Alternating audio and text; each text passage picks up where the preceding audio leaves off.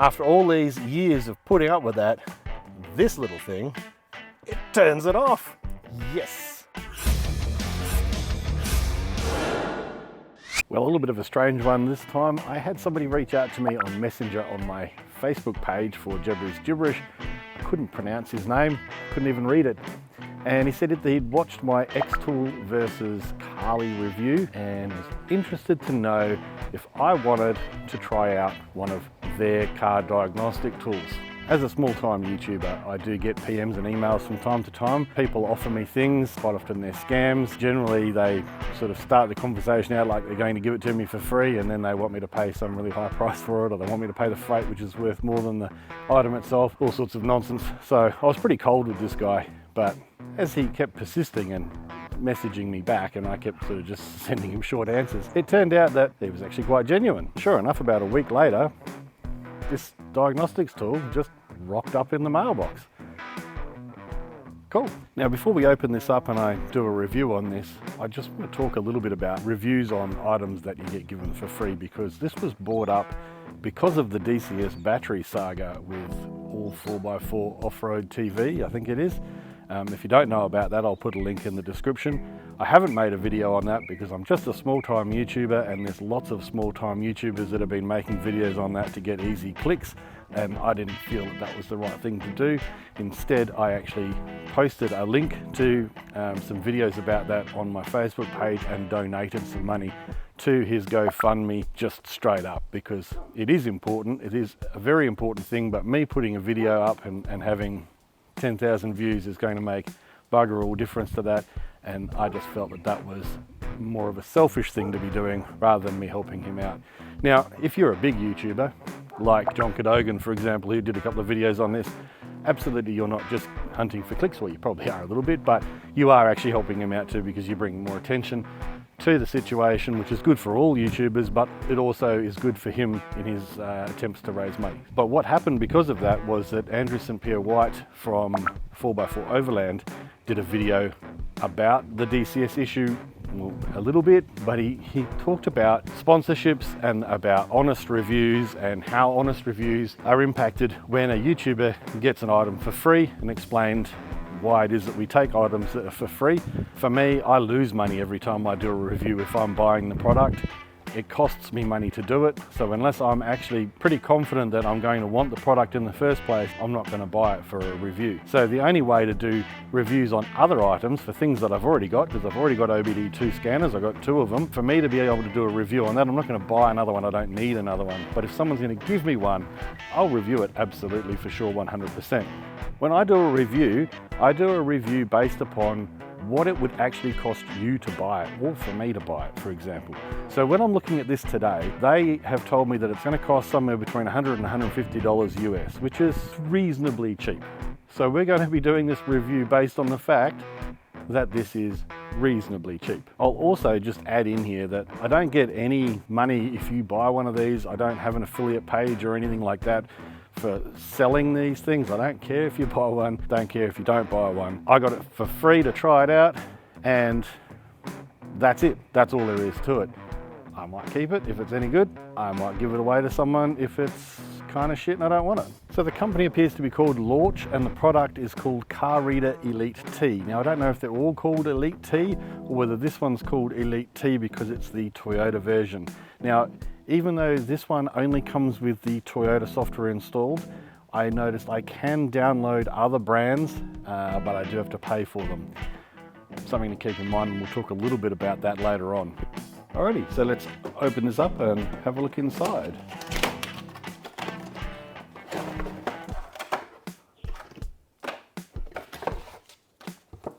So this looks like a quick start guide. Okay, mostly different languages, which is pretty common. And then we have this user manual. Now that doggy lick is because I pulled this out earlier. I've just repacked it for the video, so there you go. This is reasonably comprehensive. It's actually the whole thing is in English. It's got a fact section at the back. Actually, it's pretty decent. That is very nice. Okay, what have we got here? We have the unit itself, a little plastic cap there to protect it, a USB-C cable to USB-A.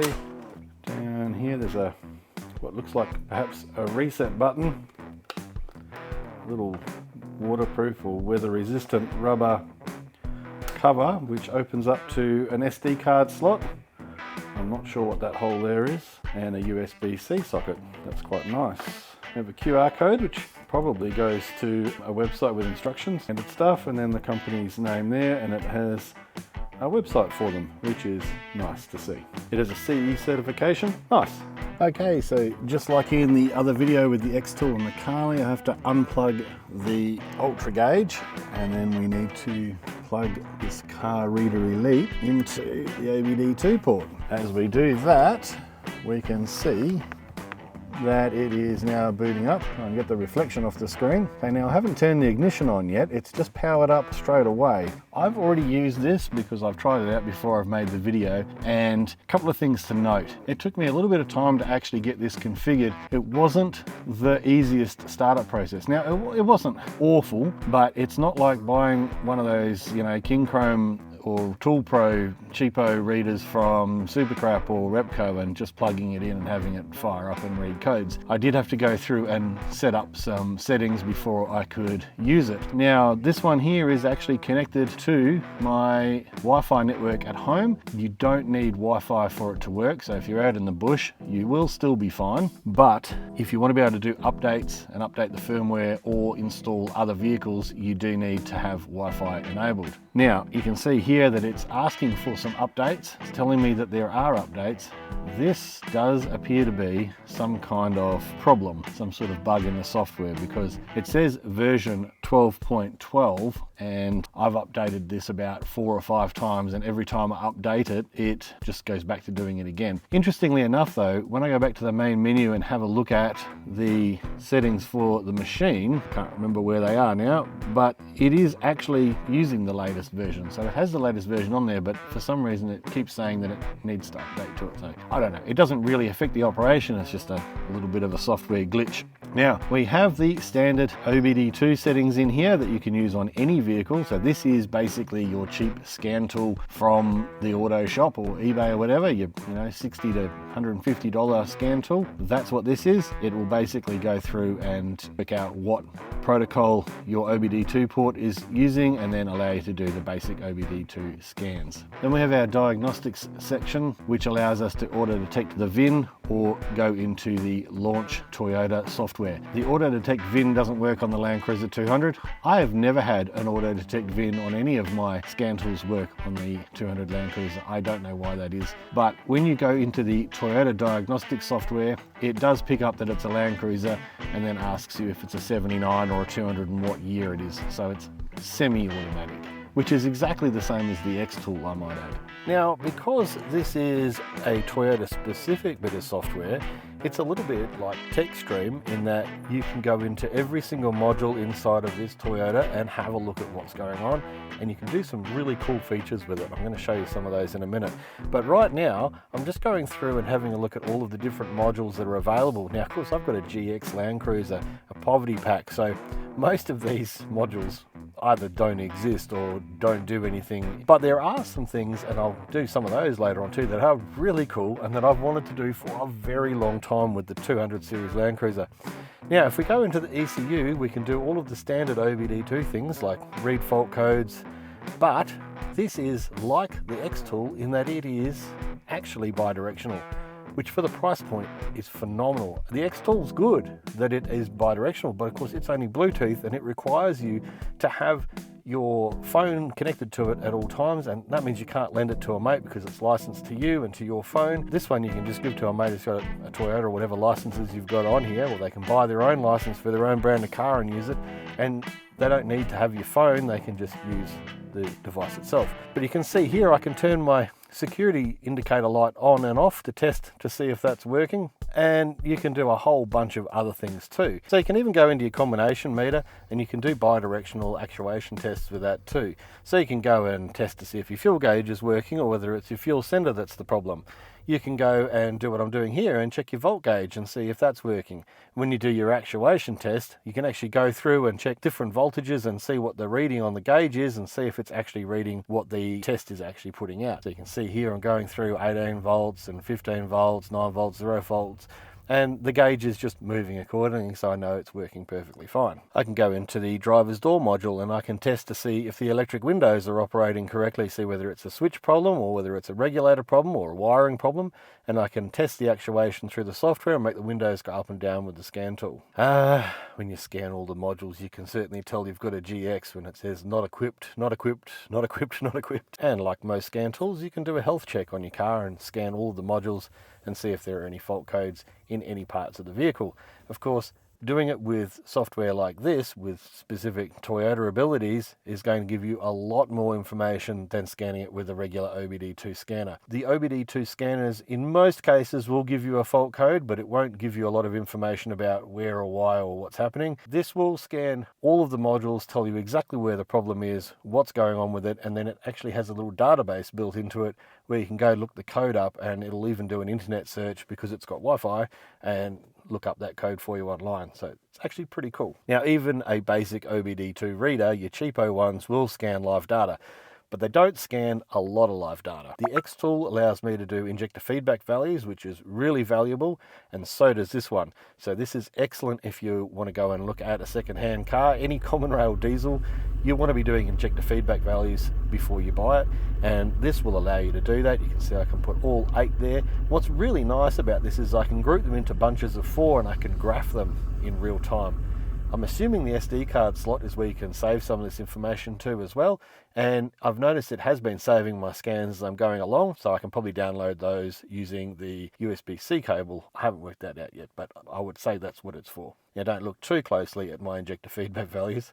I will note that the engine is stone cold right now. Most of them are pretty good, but there is a naughty one in there, but it's still within factory tolerances, and once she warms up, it's all good. Just a little bit rattly.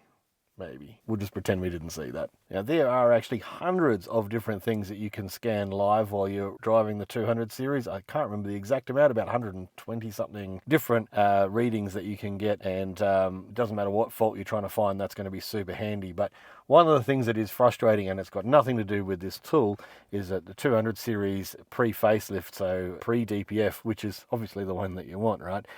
That one does not have a factory EGT gauge. I know, right?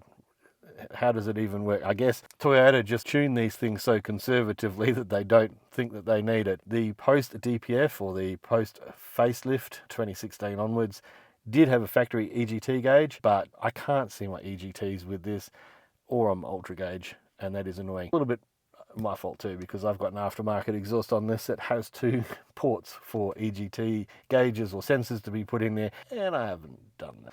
Now, what's really cool with this, some of these things the XTool did, but some of them it didn't. I've noticed in here we've got injector coding, which is awesome. We've got oil service light reset, whatever. ABS bleeding, which is kind of handy. You can set the throttle position sensor or reset it, so that's really cool. But check this out. You can program your wireless remotes with this. You can even do an all missing keys. What? That is cool. I haven't tried it because I'm a little bit scared. I don't want to wreck my only working key. But I think what I'm going to do is I'm going to buy one, a blank, off eBay and see if we can program it up, because that would actually be friggin' awesome if you can do that, especially the all missing keys. That's actually really cool. Something that I found really quite strange is that you can change the units that the car operates in to miles UK, miles US, or kilometers per hour. Again, a little scared to mess with that, but that would be interesting to see if that actually changed the speedo. I don't really know how that works. On the GX it probably doesn't do much at all, but I imagine if you have a higher spec that's got a trip computer in it that tells you all your miles per gallon and everything, or kilometers per litres per 100 kilometers, that, I mean, if you happen to put your 200 series in a shipping container and take it to the UK or America, that'd probably be quite handy. So now we're going to get to the kind of cool stuff. I mean, the other stuff's cool, don't get me wrong, but this is actually pretty cool. And there's way more things that you can customize on a GX 200 series than I actually thought. Even down to how long your lights stay on for when you unlock and lock the car, and the behavior of a dimming of the dash when the headlights come on, how much you want it to dim or not dim, which is something I didn't even think you could do. This is kind of where we're getting into that Toyota TechStream sort of area. Now, if you don't know what Toyota TechStream is, that's the software that they use on their laptops in a Toyota dealership. And there are certain things that you can only do or have only been able to do or with the Toyota TechStream software, well, that I'm aware of. There might be some other packages or some other readers out there, some high-end stuff that can do it, but none of the ones I've ever had have been able to do this stuff. And the one that I was so excited about, and oh my God, this is annoying as hell for people who live on small properties or go do a lot of farm driving or have a dog, carry things on the passenger seat, whatever else. Check this one out. You can actually go through and turn off that frigging annoying seatbelt alarm. Oh my God, it is so obnoxious. It just beeps a little bit, just a little bit when you don't put your seatbelt on. That's okay, all right, fair enough, I want to put my seatbelt on.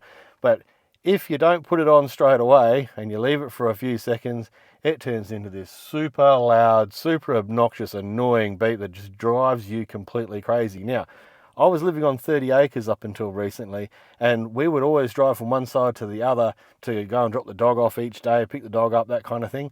And I'm doing like 10, 15 Ks an hour. I don't want to put my seatbelt on, right? I understand you should wear your seatbelt, especially if you're off-roading, all that kind of stuff. But there are times when you don't want to. When you're driving through farms and you're opening and closing gates and getting in and out and in and out and in and out, you don't want your seatbelt on. I'm not going to have a catastrophic accident at 5 Ks an hour. Stop beeping. Yes, can turn it off. I've also had a problem where I've put something heavy on the front seat to move, house, or just to take some food around to someone else's house and you don't want it to spill. You stick it on the front seat and the goddamn alarm starts beeping and you can't turn it off unless you try and get the seatbelt and plug it in. And I know you're supposed to have your dog restrained. Sometimes there are situations where you have the dog on the seat and you don't have the seatbelt on, or you don't have it tied up to something, and it sets the seatbelt alarm off just randomly halfway when you're driving through peak hour traffic or something, and that's annoying as well. So after all these years of putting up with that, this little thing, it turns it off, just like the TechStream software. Yes. So if that's something that you want to do, and I know from reading on forums and Facebook pages that there are a lot of people that want to do that and they don't want to go to the Toyota dealer to do it. For me, paying $150 for this thing, that's worth it. That alone is worth it. And then you get a cool little tool as well. So if you want to turn your seatbelt alarm off on a 200, just go buy this thing. That's as simple as that, really. Now, there's two other really cool things that if you're a 200 series owner, or especially a GX owner, that you will definitely love about this. And that is, one, I was able to change the auto lock for the doors from 30 seconds to 2 minutes. Now, if you don't understand what I'm talking about, it's when you are going to go up to the car, say you want to take a whole bunch of stuff and you've got your hands full. So you blip the car with the keys while you're in the house, and then you carry your stuff outside, and by the time you get to the car, the goddamn doors lock, and then you've got to try and get your keys out again. Or when you're camping and the missus wants to go and get something and you're still in bed in the caravan and you unlock the door from the caravan, she goes out to the car, and by the time she gets there, it locks again. It's frigging annoying. And this was able to change that from 30 seconds to 2 minutes. 2 minutes is a much more appropriate amount of time, and that's awesome. But the other thing that you may or may not want to do is you can turn the blip on and off when you lock and unlock the car. Now, I may have done that myself the first day that I bought this thing with a pair of wire cutters. The last thing you want when you're camping is every time you unlock your car to go and get milk out for a coffee at 6 o'clock in the morning, is your car to go beep beep really loud and then lock it again, and then it auto locks and you got to unlock it and it's beeping around. My God, that's what I freaking hate about those electric tailgates on these new cars that have these beepers that beep up and when it's opening and closing, and you're trying to enjoy the peace and quiet of the campsite and all you can hear is people's doors opening and closing. It's stupid. So those two things were actually added bonuses with this too, and I love the fact that you can turn them off with this. Really, really cool stuff. Now, there are so many different modules in here that you can customize. I imagine if you had, you know, a GXL, a VX, a Sahara, there's probably so many other things that you can customize that would actually make this super cool. So it's really good for diagnostics. It's really good for mechanical stuff like bleeding your brakes, programming injectors, you know, potentially programming key fobs and that sort of thing. Really cool stuff for that. But just for this customization, this is the sort of thing that Carly said it would do. But it only does it on things like BMWs, and only if you pay them these stupid subscription fees. And that brings us to subscriptions. Let's talk about the subscriptions on this one here. I was sent the Toyota version of this, and you can go through and download all of the other brands. I think they're about $50 each. Now I'm assuming that's USD, because everything seems to be in USD with these Chinese companies unless otherwise stated, and it's not otherwise stated. So it is quite flexible in that you can get other brands on here. So I'm actually tempted to go and buy the Mazda one for Mella's car and actually see what it can do. I'd be really interested. It probably has a few more things that you can customize than my old farm truck here. But the XTool really kills it in that it comes with all of the brands automatically, and it updates forever for life, apparently. Whereas this, you have to buy the cars that you want. You get one with it, whichever brand you buy it with. So this one came with the Toyota brand. If you want to use other brands with it, you need to go and buy those through the online store on the device. And they only last for 12 months. But, all right, it's not a deal breaker, because once you buy it, it's yours for life, but you don't get any updates on it unless you buy it again the next year. Now for me, I've got a 2014 Land Cruiser. It already does everything that you can do on a 2014 Land Cruiser. There's no need for me to update this for my Land Cruiser ever again, because there's not going to be anything else that it can ever do. So it's a subscription, but it's not a subscription. So it's a subscription, but once you buy it for that year, it's yours for life. It's only a subscription if you want to update it. So as much as I hate subscriptions, it's not the worst subscription model. XTools is obviously better. That's awesome. But XTool doesn't have the actual physical unit like this and can't do the customization programming that this one can do. So there is, if I was to buy one brand new, gee, I don't know. The XTool was, I think, around $260 or something. I'd want to see what this one is in Australian dollars, but it's probably going to be cheaper. Well, I'm just editing this video, and I've gone to their website and noticed that there was actually a spot where I could change it to Australian dollars. Also noticed that it says that it's free delivery for 62 countries, so I'm assuming that would include Australia. And it's only $161 Australian with free shipping. That is an absolute bargain. If I had to have one, for me, just for me, I'd buy this one. If I want my mates to be able to use it, I'd have to go to the XTool, otherwise I've got to pay $50 US for every other brand of car. I still don't know where to go. I'd probably buy this one. If I knew that this one could do the programming and XTool couldn't, then this is what I'd get. All right, so we know that there are some really good things about this. One, it reads over 120 different sensors as live data when you're driving along. It does a full scan of all the Toyota modules and computers. You can do all of the service programming with it, like injectors and ABS bleeding and transmission resets and all that kind of stuff. So that's really cool. You can do that customization for all the different modules. That's brilliant. It's kind of this hard plastic. It looks like rubber, but it's not. It's kind of weird. It's quite a neat little unit. It looks cool. Everything feels pretty nice. Came with everything that you need. It's an Android platform and it has Wi-Fi. Pretty cool. These are all really good things about this. Now for the downside, the touchscreen can be a bit slow, and I don't know if it's my fat fingers, but it can be a little bit difficult to click on exactly what you want. A little tap pen, maybe, if they had that sort of in the top here, probably would help you with that a little bit. Maybe just a better screen. But then again, we're talking about a price point of $100 US. I don't know what you expect for that, but I mean, for that price point, this is pretty amazing. Like, it really is. You'd pay a lot more money for another brand to do the same sorts of things that this one can do. So a little bit clunky. The setup pages were a little bit clunky as well. I had trouble trying to agree to the agreement when I turned it on. My own fault, but it just wasn't super intuitive. But once I had it going, it makes sense just like any other scan tool. I reckon it's a goer. I reckon if you're after a scan tool and you only want it for one brand, one make and model of car, then this is a really, really good option. If you want a scan tool that does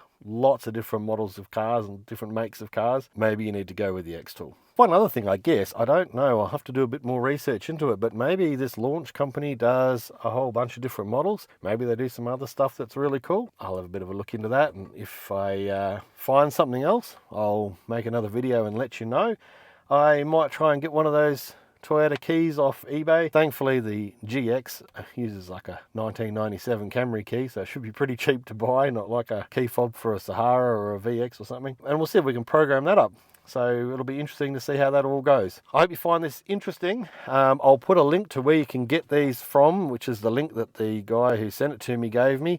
And if you want to buy one, I reckon go and buy one. You can get them for different brands. If you don't have a Toyota, that's all good. Definitely don't get the Carly, because that's just rubbish compared to this thing. And have a great day, and I'll see you in the next video. See you later.